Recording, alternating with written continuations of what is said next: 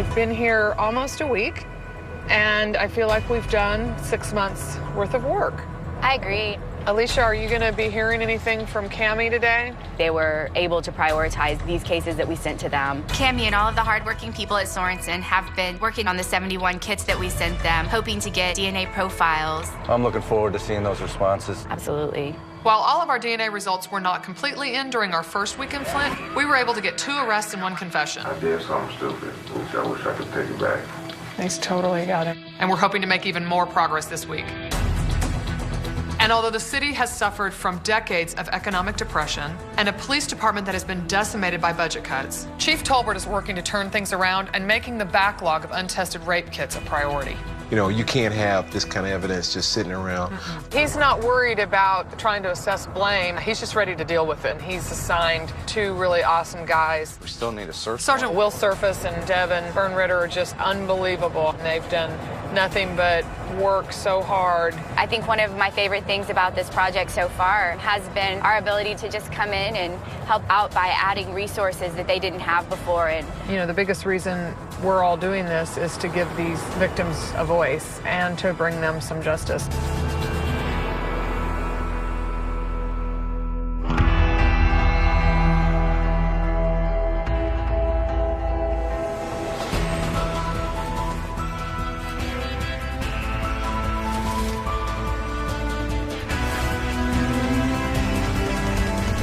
Every single rape kit represents a person waiting for answers. The biggest reason we're doing this is to bring these survivors some justice.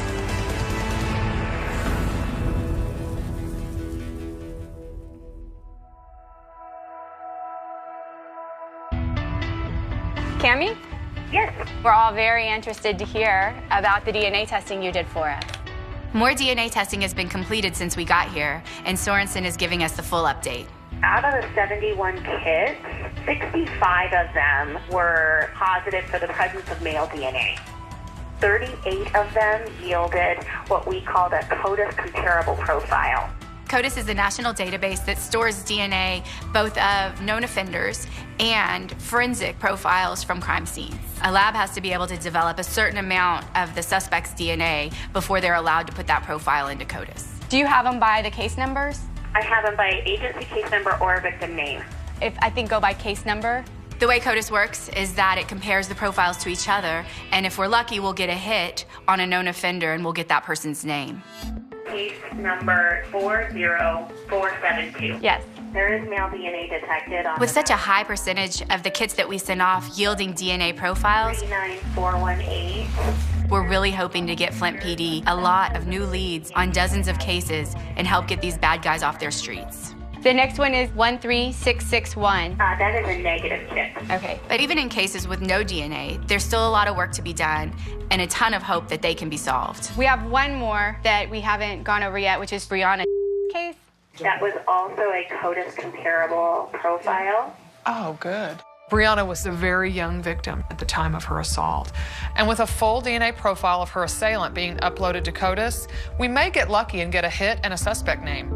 Brianna was about 18 years old when she somehow hooked up with this guy through text messages. They were together and she wanted to leave and he was trying to make her stay. And then he started forcing himself on her sexually, started hitting her. The medical records substantiate every single word she says about what happened during the attack. She had the injury to her left eye. Where that made the doctors suspect a fracture. You see an escalation of the violence in this incident. As she continues to resist, his violence continues to increase. First striking her, then she puts up a struggle. I guess we can project what would have happened had the violence continued beyond that. The cases we've seen so far in Flint involve victims that were attacked by strangers. But in Brianna's case, not only are we awaiting DNA results, we also think that Brianna may be able to identify him because they had been communicating prior to the attack. So Will is eager to meet with Brianna to hear all the details. Hey, Ann, did she know to come over here or the station? I didn't talk to her. We understand a victim's reluctance to dredge up painful memories, but without Brianna's participation, we can't go forward.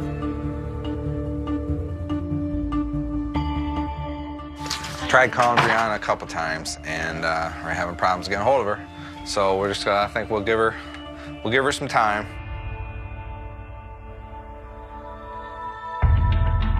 I see this all the time where a victim is reluctant to come forward for a variety of reasons. Not wanting to be in the spotlight, not wanting to dredge up really painful memories from a horrific attack, and a fear of retaliation. So we understand this, but we want Brianna to know that we are going to support her if she wants to move forward. I'm mistaken. I may have been here before. According to the police report, members of Brianna's family were with her right after the attack, so we would like to talk with them to find out how she's been coping with it since it happened. Hi, Tanaya. I'm Sergeant down at storage. Brianna's sister Tanaya picked her up directly after the assault. Like, when we went to go get her, my granny was like, what happened to your face? Like, because her face was swollen. It was like a big old knot on her eye. You know? She like, I'm okay. God gonna handle this and all this. I don't want y'all to go back and retaliate and all this. Then my stepdaddy was like, you better tell me what house she was at and all this and all that. She was like, no, I'm not gonna tell nobody where he stay at because it's okay. She kept saying God's gonna handle him? Yeah, all right, he is, but right now, like, Right. look at you. You want it happen. You want something to happen to him in your time, not his, huh? Don't you think he should go to prison? She gonna have to talk at court. The court process can be so intimidating for victims, but we really do need Brianna's cooperation to move forward. You know, I grew up around here. You know what I'm saying? But we don't put up with no rapists. I'm sure everybody in this neighborhood, the fellas, would whoop his ass. Yeah, because she was like, if I had to testify, his family probably gonna be looking at me crazy. I said, shoot, but she was like, but I know I got support. I'm like, exactly. Look at all of us. I'm like, look at my face right now. Do it look like I care about his family? And then she was like, right. She was like, but I'm just scared to testify. I'm like, well, you gonna have to testify if they ask you to, so might as well go ahead. She probably don't trust nobody right now. You know, and it'll help her get some closure. You know what I'm saying?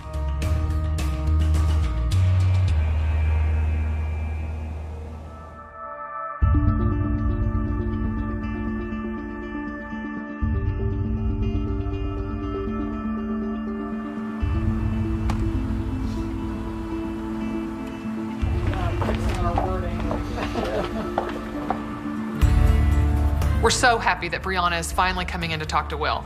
You need your water, anything you need, okay? I can never assume to know what a victim's going through, and sometimes people just don't want to talk about it. They need to get justice for themselves because the person that really solves the crime is the victim. Okay. And now we're gonna go right back to the beginning, okay? How did you guys get connected that day? I don't know how he popped up with my number. And he said I gave him my number. So we was talking on the phone, and then he asked me to come chill, and I went to chill.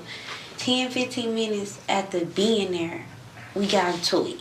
Because my phone had died soon as I walked in, and he wouldn't give my battery back. And we started wrestling and fighting. And he was trying to put his stuff in my mouth. You mean penis? Yes. I guess I scratched him, and he got to repeatedly punching me in my face. And that's when he started raping me. After the hits to the face, I felt like what would be best to keep fighting and lose my life, or to just give up and hope that he don't take my life. And I'll be able to go home to my son. So that's why I quit fighting. I stopped fighting and I just started crying. But I'm crying the whole time. It's difficult to make a victim relive the nightmare of an attack, but that memory is key to identifying the perpetrator. If you want to close your eyes, you can. I just want you to think of this person's face. Oh, That's easy?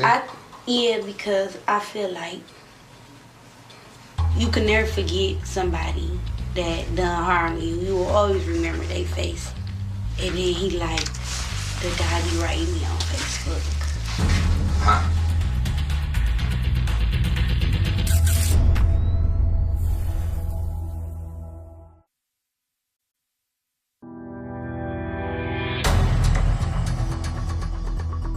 He still writes you on Facebook now? I believe that's him. Do you have his picture on Facebook and stuff? Mm-hmm. Okay. What's his name on Facebook that he goes by? He got like, I am Dixie. I am Dixon? Yeah. The fact that Brianna's attacker has reached out to her via Facebook is actually shocking. Although it might help us determine his identity, the fact that he uses a pseudonym is going to make that a little bit more difficult. He's so young. And he just had a baby girl 2 months ago. And I don't want to seem like I'm a snitch or nothing like that. But I'm like, I got to protect other females. Because what was done to me, it could be done to them even worse. You're not a snitch if somebody done something wrong to me, right? You did nothing wrong. Because, you know, some females don't even... They don't say anything. Say anything. Because they're scared. That's a fact. Mm-hmm. It's really heartbreaking that Brianna feels sorry for the man that attacked her and that she actually feels sorry for his child instead of what happened to her. Hopefully we can encourage her to look after herself and remain committed to the prosecution of the person that did this to her. While the Flint Police Department works on the I Am Dixon Facebook account, and while we also await DNA results on Brianna's case to determine if there's a CODIS hit, we're going to start looking at another case. Well, let's talk about Sarah's case then. Sarah's case was a drug deal gone wrong, and it happened back in 2012. It was obviously a setup. I mean, he set her up. 3 assailants carjacked Sarah and took her to the porch of an abandoned house. I mean, these guys are really terrorizing her. They all have guns. They're talking about killing her. They're asking each other what to do with her. Her attacker robbed her and forced her at gunpoint to give him oral sex. She had a name of Noah and a nickname of Rabbit. Well, it says Noah pointed a gun to her head. According to Sarah's police report, Rabbit and an unknown third assailant left in Sarah's car while Noah forced her at gunpoint to give him oral sex. We know from the 911 call that she told the officer about the possible evidence. Sarah reported to the police that she had spit out Noah's semen, so the police took a swab of the inside of Sarah's mouth, but we got no results from that. When you swab the inside of somebody's mouth, you get so much of her DNA that you end up with basically a buccal swab from your victim, of her, and that's it. Though Sarah's case has no DNA, with scary suspects still out on the street in her case and really good leads in tracking them down, the Flint Police Department is eager to investigate and prosecute Sarah's case. While we spend so much energy talking about DNA on these cases because we are testing a lot of kits, it's really important to not lose focus on the fact that cases are tried and convicted every single day in every single state of this country without DNA.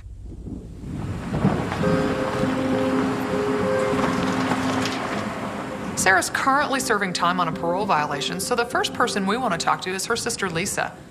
How you feeling this morning? Something to close this. Lisa's the person Sarah ran to right after the attack. All we have to do is right now is talk about when Sarah came over that day. She came pounding on the door. She was hysterically crying to the point to where it took me a while to calm her down to even tell me what was going on. She's just crying. I'm like, Sarah, what's wrong? Tell me what happened. She said she went over there. I don't know if she went over there to buy some pills or sell some pills. She said as soon as she pulled up, they jumped in the car, took her keys, and they was like, yeah, you know what this is. There was 2 that got in the back and 1 that got in the front. And they took her into an abandoned house.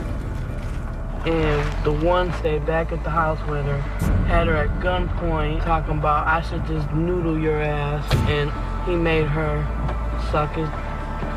And when the other 2 came back, they discussed whether they was gonna kill her or not.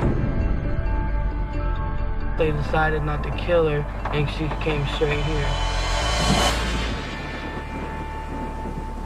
First I said we need to call the police. But then when I seen how bad she wanted to brush her teeth and stuff, I said, we just need to go to the hospital. The hospital will call the police. No, I'm not going.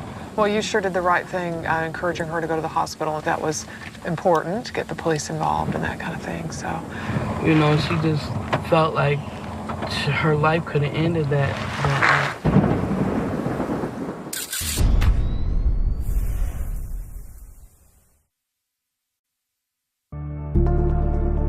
A According to the police report from Sarah's 2012 rape, she only knew her rapist by the name of Noah and one of the other assailants by the nickname of Rabbit. All right, so we're working on some intelligence on Noah and Rabbit, okay? We're reviewing dispatch calls from the hours after the attack to find out if there's any other information that would help. If you could send out a 2-man car, look for a white house with an enclosed porch. Right when you walk on the enclosed porch, there's a couch in there. If we can look for maybe saliva or sperm that would be spit out onto the porch for DNA. Okay. They described it good. They were able to find the house. Hi. Officer Wesley Suttles was at Hurley Medical Center when Sarah came in just after the attack. She seemed visibly upset and very somber. Right. Yeah. Are you familiar with that area that she said they hang around? Is it Arlington and Broadway? That's actually my beat right now. What's that area like? That's not a good area to begin at all. If that's your beat, is there any chance that you know or you've come across Noah or Rabbit? No, I've not come across them at all. Well, we do appreciate all you're doing. With these reports and these things constantly come in, we are inundated. And you guys have had a real manpower decrease. Well, I've been laid off about 5 times. Yeah, I think he's got the record. There's other agencies for officers like Officer Suttles to go to that will pay more, do less. But we have dedicated officers that want to stay, that want to keep the fight and continue to do what they can because they know this city needs help. They do. And that's what they're doing. That's the great thing about the City of Flint officers.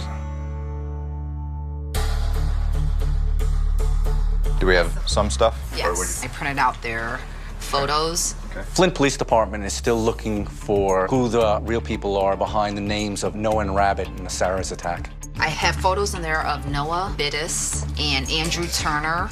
Andrew Turner is Rabbit. Do we have an association between Rabbit and Noah in our reporting system? Not in our RMS, no, but I spoke with one of our bank guys and they verified that those two are well-known associates of each other. They look slightly different now, so I was going to use photos, arrest photos from 2012 and do lineups. That's Rabbit? Yes, that's Rabbit. You're doing great work. Thanks. On Sarah's case, our intel group found a gentleman whose first name is Noah. They found an associate of his who in our database, his nickname is Rabbit. That's amazing. All right, let's go to the board. Wow. Good work, guys. Rabbit, also known as Andrew Turner, is already in jail for an aggravated assault. But there are several outstanding warrants for Sarah's suspected rapist, Noah Bittis, so the police department can go ahead and arrest Noah, and we have an opportunity to talk to him. Will is headed to Huron County Correctional Facility to talk to Sarah directly about the attack.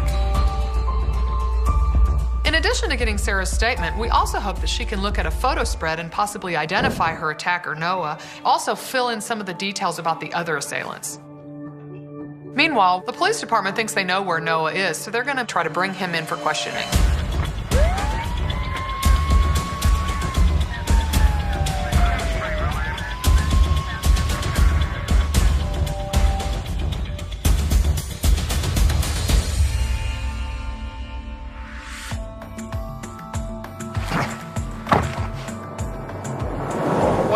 You know we're dying. How did it go? Sarah was very upfront and truthful. The person they didn't identify him in the report. Turns out she says he's a male Hispanic named Davi. Okay. I did the 6-picture lineup for Noah. She couldn't ID Noah. She did not ID Noah. She did not ID Noah. Okay. And in the 6-pack for Rabbit, she picked them out in 2 seconds. Okay. Now again, in the report that she took, she said Noah is the one that made her give oral sex. Right. But in this, it's Rabbit. There's a chance the original officer could have just confused the two names. Or again, she could have confused it just by being in shock and being upset. Though Sarah's police report stated that Noah was the rapist, it's easy to understand considering the intensity of the attack. And you just have an officer trying to take notes there by her bedside in the hospital, how this could have gotten confused. But her instantaneous reaction to her attacker's face in Will's photo lineup is undeniable. Well, even though she didn't identify Noah, maybe when you interview him, he might say something that implicate himself, yep. Now be trying to do Noah today. What was surprising about Sarah's interview is we actually found out from her that the person that really raped her was Rabbit, and that Noah and his younger brother Davi were the other two assailants. With all the information that we developed through Sarah's statement, now Will knows that Noah was involved in that robbery, and that's going to help him as he interrogates him. What you been doing now? What do you do? I sit at home, guard the house for my mom, pretty much. You live with your mom? Yeah, I stay with my mom. How's she doing? Bad shape, though. She's bad shape? Shot a few years ago in her face. I'm sorry about that, man. But you're taking care of her? Trying. You're being a good son, aren't you? Trying. All right, so I'd love nothing more than for you to stay out of this life. Going. And stay with your mother. Yeah. But we've all done things in our past that, you know, sometimes they haven't caught up to us yet. So, I have a young lady here that said you and Rabbit and somebody else, I did something to her. So let's go back to that day. She was talking to you on the phone, which you had her pull into a house somewhere in Maplewood. Let me finish, though, okay? Then you got into the car with a gun. That knows a lie, 'cause I never robbed nobody like straight up gun in the face type shit. Well, maybe you didn't do it, because I'm not thinking you did it. No, I didn't. I'm thinking Rabbit was there. And I know you know Davy was there, too. No. Well, Rabbit was pissed. She didn't have more money. Rabbit made her strip down naked. Rabbit made her take all of her clothes off. Nope, look at me. I've been doing this for years now. All I do is rapes. I don't take robberies because I don't give a... But this girl was raped, okay? She was raped by somebody that is not you, okay? You guys left, okay?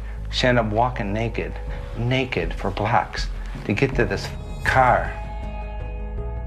I'd walk through hell. I'd do anything for my mother. If I have to take a little slap on the wrist for something so I can be with my mother, I'll do it.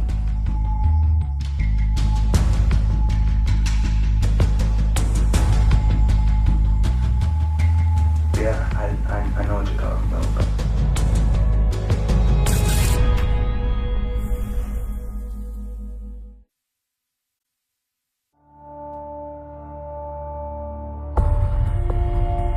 Noah, look at me. Tell me what happened, beginning to end. I remember some girl pulled up to an abandoned house, and I remember getting in the car. There was only two people, which was me and Rabbit, so I know for a fact my brother was not there. Anyway, I think she was supposed to buy pills. Right. But she didn't have nothing on her, no money or nothing. How many Vicodins did you guys have, do you remember? Nah, none. You have none? None at all. So you guys were having her coming over to rob her, and then what happened? That's when we went out to the car. You guys got in the car? Yeah. Rabbit points a gun at her? Yes. So once you guys got in the car, what did Rabbit say? Give me your shit. Well, what did she guys give you? She gave you something. No, she didn't give nothing. She didn't have anything. Then what happened? Pretty much when we got out the car. All three of you? Everybody did, yeah. Okay. I know when I took off running, I ran back. I'm the one that jumped in the car and I took off in the car. You took off and you came back to the car. Where were they at? Gone. Noah's admission that he drove off and left Rabbit alone with Sarah strongly backs up Sarah's accusation of Rabbit. Did you go in here and make sure that they were inside the porch? No, I did not. Did he say what he did, what he was doing? I had no idea. Even Okay, did he ever tell you afterwards? Never. Did he tell you the shit he did to her? Not at all. I appreciate you telling me the truth, okay? Hey, do you feel better? I do, man. Because all right, good. Every time I walk somebody out here and they tell me stuff that you told me that I know was hard, they feel better. Will did a really good job with Noah, and I'm looking forward to seeing him work his magic when he speaks with Rabbit, who won't know what Noah had said. Noah did a great job of telling maybe 90% of the truth. And so our next step would be going to talk to Mr. Turner. Oh, Rabbit, for sure. Yeah. So while Will's making arrangements to visit Rabbit in prison, we're going to keep working on our other case. We're still waiting to determine whether or not we're going to get a CODIS hit in Brianna's case. So in the meantime, we're going to reach out to members of her family to determine how they are supporting her after this attack. I'm Sergeant Donistork from the Flint Police. Oh, yeah. Representative. Yes, sir. She began to sympathize the fact that the guy has a little child. And I was very upset. I told her, no, that let this guy get away with that. You know? Who knows how many other victims there would be if he was allowed to continue, you know, not to be held accountable for his actions. The emotional effects of a rape don't just affect the survivor. Hi, how are you? Good, how are you? They affect the family members and everyone close to the victim. I'm so glad that she walked away with her life because she could have been dead, really. If he feels that he can get away with abusing my daughter and raping her and beating her, then he feels that he probably can get away with it down the road if he tries. He probably has gotten away with it. Probably have.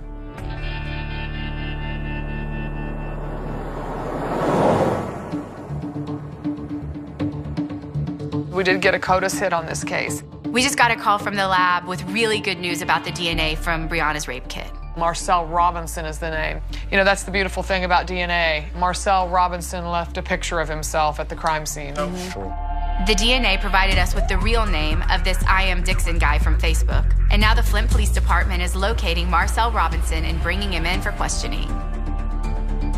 Did you hear from Devin? Yep, Devin told me Marcel's in custody, so that's great. Obviously, when you get back, you're going to want to interview him, right? That's correct. We'll hit the ground running with you when you get back. All right, that sounds great. I am very curious to hear what he has to say. It'll be interesting. While Will travels to prison to talk to Rabbit, we want to let Brianna know about Marcel Robinson's arrest. I remember maybe 8, 9 years ago, I started really seeing it. Detective Jason Cate is helping out with the casework while Will is out of town. He's been with the Flint Police Department for a long time, and he's really seen it go through a lot of these troubled times.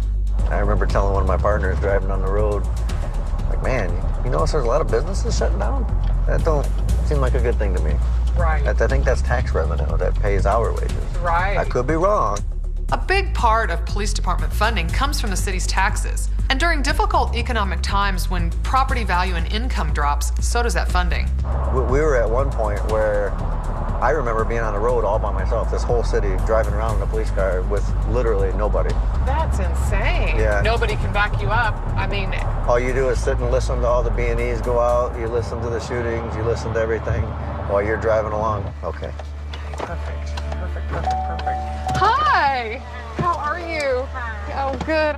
We're really thankful that you were willing to come forward and tell your story, because I know it wasn't easy. We just wanted to deliver some good news. Okay. We had a DNA hit on your case, and it came back to Marcel Robinson, the person that had been Facebooking with you. They arrested him this morning. Yeah, very good news. Didn't take long. I know. They're all over this case. Believe me, these guys are working really hard. What you're doing is really important. I started feeling bad. Why? Because he just had a baby, and he been like a father to that baby. It is difficult because of the things you've stated about him, but it's absolutely the right thing for you to stand up for yourself, because the thing is you may not realize it, but other people hear your story and know your story and see how brave you are, and it helps them be brave. Exactly. You know? Thank you. Thank you.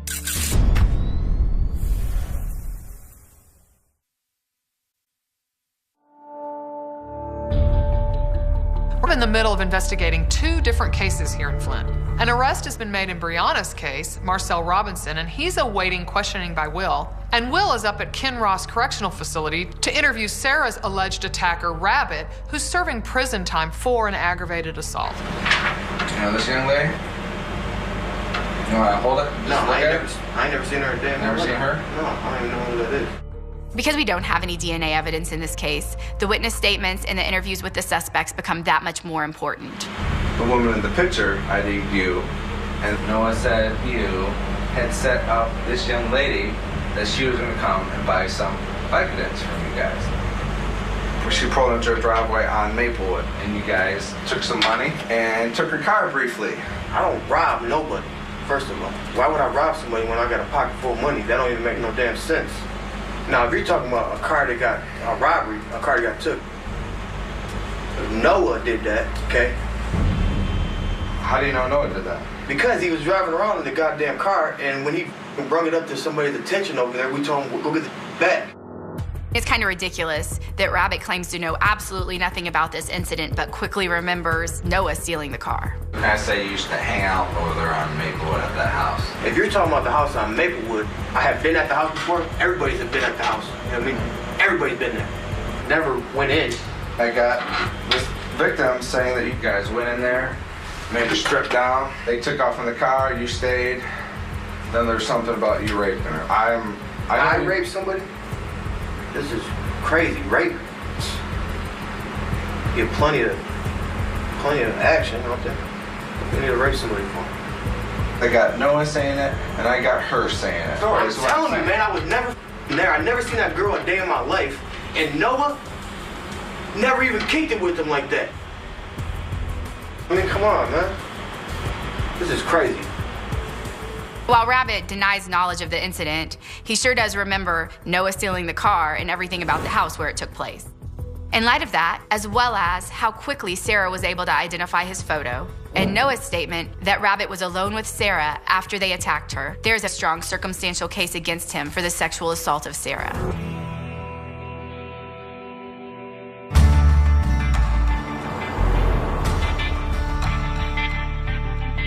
We've gotten so much done in Sarah's case, we want to go over and tell Sarah's mom and her sister Lisa the good news. She'll be able to close that horrific chapter in her life and know that these people are paying for what they did to her. Heard a lot about you when I met with your daughter, Lisa. Okay. All good, I hope. Of course.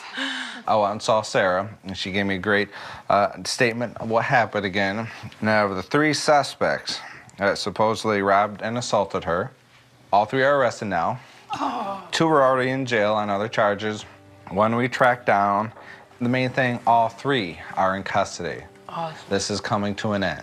Oh, that's so wonderful to hear. They're not going anywhere. They're not going to hurt anybody else. It's helpful to show the family that, you know, we do care. We are there for them. The investigation is moving forward, and we are going to prosecute these individuals for the assault. I think she's going to feel wonderful, and I can't wait for her to call now. I know they can't do it to somebody else. Exactly. I know you and your sister are very close. Best friends. Best friends, right. Right. Well, I'm sure you're very proud of her for moving forward with all this. Yes. Yep. They discussed in front of her whether they were going to let her live or die. That was very hard for me to know that she had to go through that. Yeah, I'm sure it was very terrifying. Then you can be very proud of her for being so courageous and standing up, keeping people off the streets that could hurt someone else. I think that made her feel like she was worth it. We certainly believe that. That's why we're here. I agree. I believe that too. I'm hoping that this is going to empower her and let her know that she is valuable and that she does have the right and that she can make the right decisions and have a good life and be the type of woman that I know that she can be.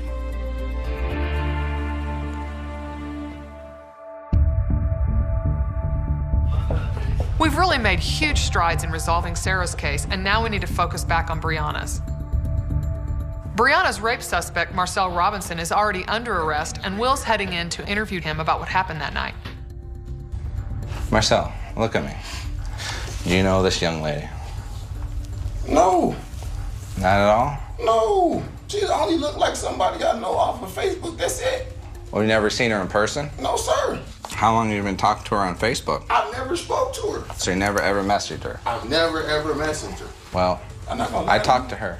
She said that she came over to a house with you. You guys started wrestling because you had her cell phone battery. No! Were you guys drinking? No, smoking? I don't drink. I don't smoke. You ever used to sell? No. If you call my And mom. she said at some point in time you guys had sex. Sir, and she I never had sex with this lady. And she really didn't want to. No, sir. I've never had sex with this lady. That's why my child's like, I've never had sex with this lady ever in my life. You ended up hitting her in the face. I never hit her. Listen to me. Listen to what I say this, okay? I never hit her. Her eye swelled up. I have medical documents stating that it was swelled up. She had a rape kit down. Okay. You know what a rape kit is? Yes, sir. That's when they take swabs of everything inside. Is it my DNA in it?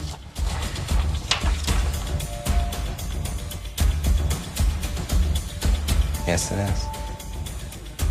So what I need from you, Marcel, I need the truth.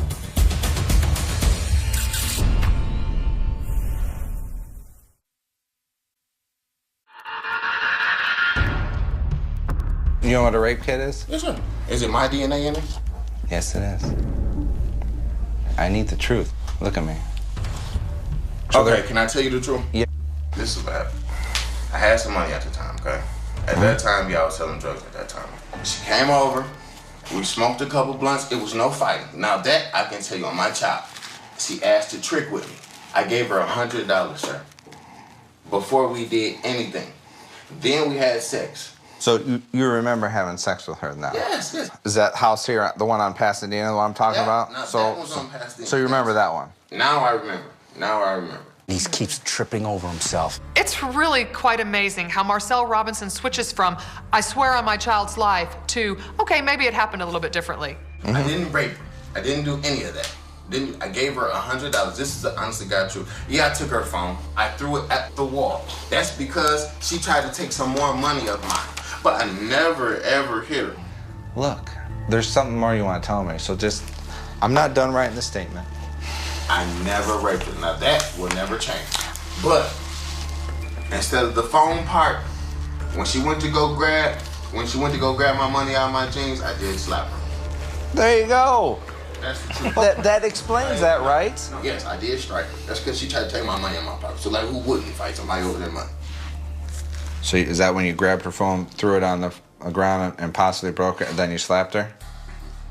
What was the order? I want to get the order right. That's the thing, sir. When I told you about the phone part didn't even happen. The phone part, the slap part should be where the phone part is. That's why I put the phone part. So you lied about grabbing the phone and breaking it? Yes. So I wouldn't have to tell you that I struck her. Awesome. Okay. With Marcel Robinson lying and continuously changing his story, he's giving the prosecutor the ammunition they need to put together a great case. Because if he'll lie about one thing, he'll certainly lie about another. That's everything, though, right? That's everything, sir. But I know you still don't believe me. You still think I raped this girl. I think you told me more. And I think that's good.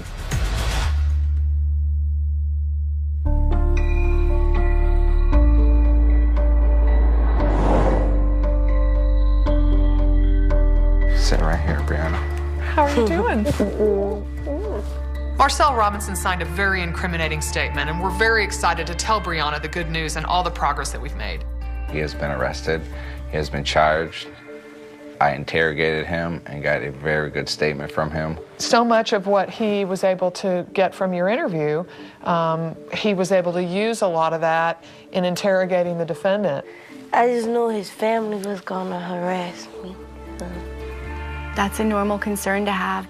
You just make sure you keep going to the police when you need help, when somebody's bothering you. Brianna, what are your thoughts about what you want to do from here on out? I'll probably go back to school to become a registered nurse. What about nursing interests you? You have to take care of elderly people that can't take care of themselves. And I see that in you. You have a very loving heart. And a job at Hurley would mean giving back and helping people, just like the nurses who gathered your rape kit were able to help you. And that's an amazing story. And you know, the way that you implement plans like that, Brianna, is to just put one foot in front of the other. And I think it would be really great for you to get into just a little bit of counseling so that you can sort of deal with some of those issues. I feel like counseling can't help because to go through something and hold it in for so many years, it don't matter who I talk to, it's still like I'm still gonna be a different person inside than what I would have been. And it screwed me over in the long run because now I got an attitude problem. Now I got a fighting problem. And it's like I got so many different problems because I held it in. You're right. You'll never be the person you would have been if this stuff didn't happen to you. And I'm sorry for that. And we all wish we could change that for you. But the best thing you can do going forward is to get the kind of help you need so that you can turn everything going forward into a more positive way of dealing with the things that have happened to you. You don't have to be on your own, and you're not on your own. We'll still be seeing each other. I'll still be here. Well, we're super proud of you, Brianna. We really are. Thank y'all, too. Brianna's obviously suffered so much from this very traumatic experience. But hopefully she can find some peace in knowing that her attacker has been arrested. All right, get a hug, too, since everybody else gets hugs. And move towards all of those big goals of hers.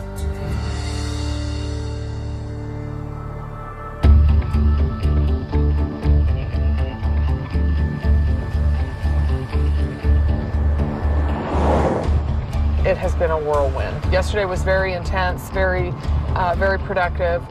After so much investigation and really a lot of progress on these cases, unfortunately, we have to leave Flint.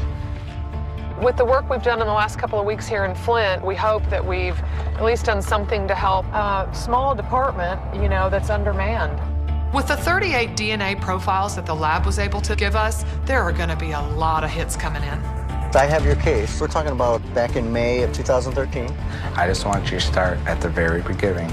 This is going to give the Flint Police Department a lot of work to do as they reopen these cases. I mean, you see the teams that are going out and doing surveillance and checking out addresses and picking these suspects up or searching for witnesses. I mean, it's just really a tremendous effort across the board by this entire agency. I know the chief of police here has to be very proud, and Will really does have a gift for these types of cases, and I can't wait to see the progress that he makes in the coming weeks with these cases. We're passing the whiteboard torch over to you, Will.